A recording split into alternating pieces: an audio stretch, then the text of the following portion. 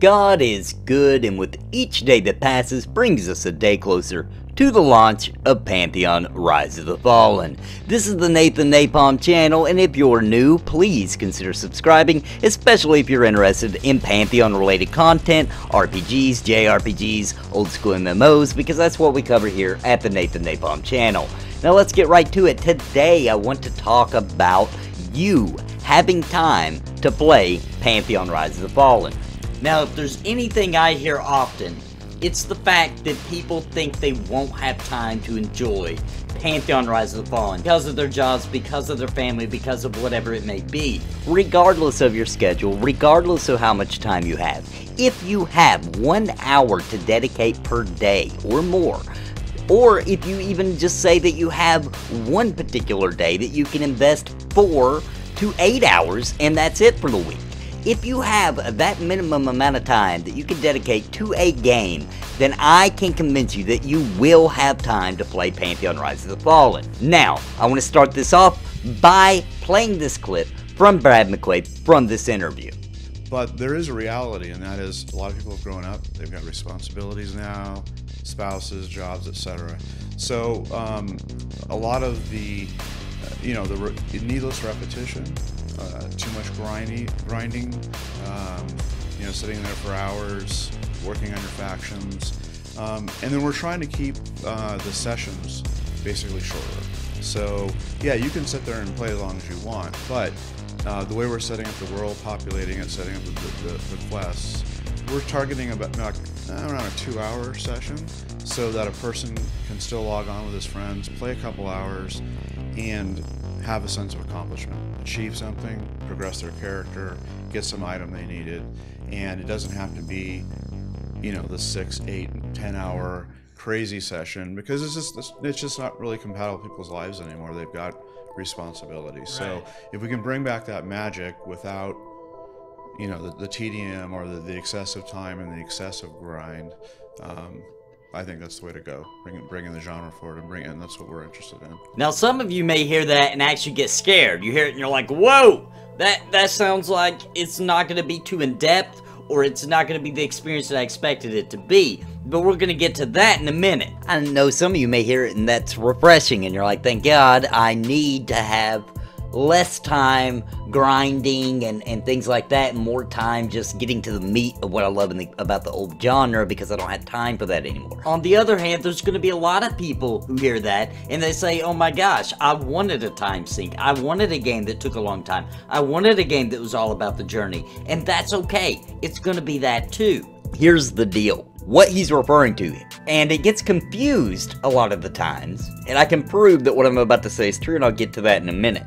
But what he's trying to say is that in a 2-hour span, they're building the world, they're building the respawn time, the dungeon layouts, the world map, everything, to where they're designing it to where you can spend 2 hours playing the game in a group or what have you, maybe duoing, whatever the situation may be, and you can get some progress made. Some progress can be made. Some visible, obvious, I got something accomplished today, I'm satisfied. That does not mean that you'll level up or you'll get this massive amount of progress in a single sit down in 2 hours. Obviously, Pantheon is a game about the journey. It's about getting from the beginning of knowing nothing, being a level 1, all the way to the end game, all the way to the final level, and then having an end game after that. Now here's the thing though, just because you make some progress in the game does not mean that you're suddenly leveling up every 2 hours, okay? But nothing like that. What they can do here is they can design the process of leveling up in steps. The best one, and they all had some sort of system like this, but my favorite, me personally, and I'm a little biased maybe, but my favorite was Dark Age of Camelot. It had what they call bubs, short for bubbles, and every 1/10 of a level, a bubble would light up. That meant you got a bubble. How many, and it was common in that game, you would say, and the original Dark Age of Camelot was a fairly long level up process. It was very old school back then. But what you would say is how far do you have to level? I have 6 bubs. Okay, so getting a couple of bubs in Dark Age of Camelot was progression. I could log on after work in Dark Age of Camelot, and I could play the game for a couple of hours, get a bubble, or maybe two, and just say, cool, I got 1/10 to the next level, and I was cool with that. That was just one day, it was only an hour or two, and I got a bubble. I got in a good group, we were slaying it, we were doing a good job, the XP was rolling, and that's what I got, and I felt good. I logged off and was like, that was progression, I got some progression. Now, every once in a while I may log in for a couple hours and I might get a cool drop, right? And then when I have more free time on the weekends or whatever my days off were, I could log in for 6 to 8 to 12 to 15 to all 24 hours, right? And then I would get a ton of progression done. But I was satisfied with my smaller sessions. It wasn't to a point where I felt like, there's no reason to even log in. I've only got an hour and a half. I won't get anything done. Because the game is so social, because I had built friends in the guild and friendships and alliances, etc., I was able to log on. Somebody, at least a few people would be online. We'd play together. We'd run through a little quick dungeon, you know, go in, do a couple of things. So that's the kind of progression that he's talking about. And so I don't want some people to get all scared and say, oh my gosh, we're going to level up so fast, this is going to be a waste, you know, I'll be done with the game in no time. That's not what it means. Now, let me prove to you the kind of experience that you can have in an hour and a half to 2 hours, okay? Here's the kind of experience you can expect. And I know it's not finished, and I know there's a lot of things that will be changed and added to it, but it's still a very good gauge to have. Think about a live stream. Any of the live streams that have happened where they get people on, there's been all kinds of, there's been community ones where it was all various content creators all got on together. There's been tons of them where the devs get on with the guy, and they spend about an hour and a half to 2 hours, and they do a lot of stuff. They go deep into the dungeon, they see a lot of different mob types, they do a lot of different things, they have an adventure for sure, and it's a short play session. And that's what you'd be looking at. If you don't have a lot of time, think of the streams, or go watch one. Check it out. That's what you'd be looking at. Now, that's assuming that you've been social while you're playing the game. You've met people, you've got a guild, or you know a couple of friends, or whatever. But this is a social game, guys. It's not going to be hard to do that in, because everything, every system in the game is built to be social. So it really won't be hard. That's why I'm really not worried about if I have a lot of time to play the game or just a little bit of time to play the game. I'm completely okay with knowing that I can have a session similar to the live stream, something like that, a little adventure, have some fun, get a little bit of progression, feel good about myself when I log off, and be happy with it. And I cannot talk about playing in small sessions or having the intent to log on for an hour or two, get some stuff done, have a little fun, and log out without talking about one little key aspect that gets overlooked, or maybe you forgot about it, or maybe there's just not been a new MMO good enough to make this happen to you as often. And that's the fact of when you log into a game, you get off of work, you get off of work at 7 p.m., you take a shower, you get everything, you get logged on, you get on the game by 8 p.m., and you're going to play your game.